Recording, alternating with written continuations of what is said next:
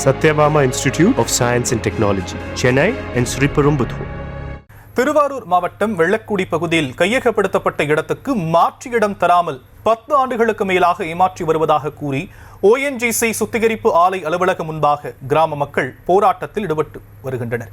இதுகுறித்தான விவரங்களை நம்முடைய செய்தியாளர் நேசராஜன் வழங்கலாம் கேட்கலாம். நேசராஜன், விரிவான விவரங்கள்.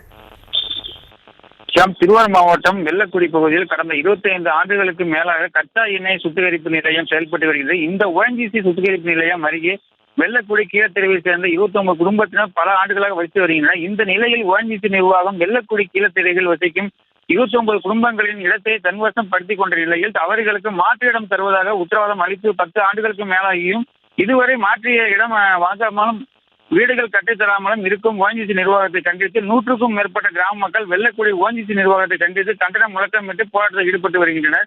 மேலும் படித்த இளைஞருக்கு சுய தொழில் செய்ய தொழில் முனைவோர் பயிற்சி அளிக்க வேண்டும். வெள்ளக்குடியில் ONGCயால் பாதிக்கப்பட்ட மக்களுக்கு மருத்துவ முகாம் நடத்த வேண்டும். மகளிர் சுய உதவி குழுவின் சுய உதவி செய்யும் விதமாக தொழில் பயிற்சி அளித்து தொழிற்கூடம் அமைத்து தர வேண்டும். வெள்ளக்குடி பேருந்து நிலையத்தில் பேருந்து நிலையம் அமைத்து தர வேண்டும்.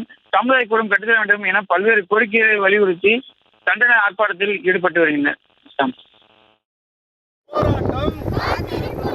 விவரங்களுக்கு நன்றி Nesarajan. Satyabama Institute of Science and Technology, Chennai and Sriperumbudur.